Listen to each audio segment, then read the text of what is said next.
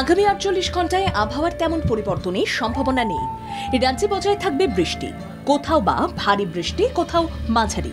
আলিপুর আবহাওয়া দফতরের পূর্বাভাস, বাংলাদেশ সংলগ্ন গাঙ্গেয় পশ্চিমবঙ্গে একটি ঘূর্ণাবর্ত তৈরি হয়েছে। তার প্রভাবে বিক্ষিপ্তভাবে বৃষ্টি হবে। মঙ্গল এবং বুধবার বঙ্গোপসাগর উত্তাল থাকতে পারে। পশ্চিমবঙ্গ এবং ওড়িশা উপকূল সংলগ্ন সাগরে দমকা হাওয়ার গতি হতে পারে ঘন্টায় ৫৫ কিলোমিটার। ধারাবাহিক বৃষ্টি জারি থাকলেও অস্বস্তি থেকে রেহাই মিলবে না। হাওয়া অফিস সূত্রে জানা যাচ্ছে, জলীয় বাষ্পের পরিমাণ বেশি থাকার কারণে এই অস্বস্তি।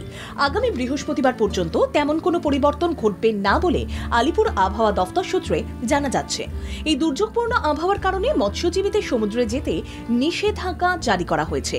কলকাতায় সোমবার সর্বোচ্চ তাপমাত্রা ২৯ ডিগ্রি সেলসিয়াসের আশেপাশে, সর্বনিম্ন তাপমাত্রা ২৬ ডিগ্রি সেলসিয়াসের আশেপাশে। আগামী কয়েকদিন কোথায় কোথায় বৃষ্টি হবে? কলকাতা সহ দক্ষিণবঙ্গের সব জেলাতেই ঝড় বৃষ্টির সম্ভাবনা।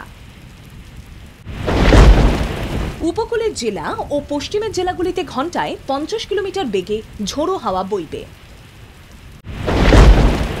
উত্তর ও দক্ষিণ ২৪ পরগনা, নদিয়ায় ঝড় বৃষ্টির পূর্বাভাস।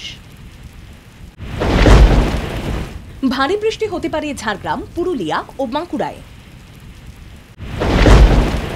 বুধে ২ মেদিনীপুর ছাড়াও বাঁকুড়া, পুরুলিয়া, হুগলি, হাওড়াতে ভারী বৃষ্টি।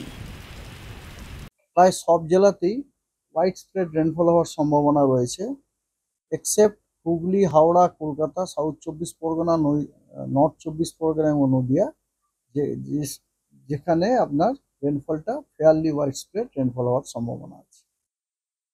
আগামীকাল পশ্চিমবঙ্গের সব জেলায় হোয়াইট স্প্রেড রেনফল হওয়ার সম্ভাবনা রয়েছে। ২৫-২৬ এই দুদিন দক্ষিণবঙ্গের সব জেলায় হোয়াইট স্প্রেড রেনফল হওয়ার সম্ভাবনা আছে এবং উত্তরবঙ্গের সব জেলাতে ফেয়ারলি হোয়াইট স্প্রেড রেনফল হওয়ার সম্ভাবনা আছে।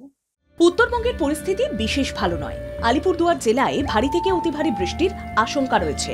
ইতিমধ্যেই এই জেলায় জারি হয়েছে কমলা সতর্কতা। পাশাপাশি দার্জিলিং, জলপাইগুড়ি, কালিম্পং এবং কোচবিহার জেলাগুলিতে ভারী বৃষ্টির পূর্বাভাস দেওয়া হয়েছে। এই জেলাগুলির জন্য জারি হয়েছে হলুদ সতর্কতা। বাকি উত্তরবঙ্গের জেলাগুলিতেও বিক্ষিপ্তভাবে ঝড় বৃষ্টির সম্ভাবনা থাকছে। ব্যুরো রিপোর্ট, বাংলা জাগো।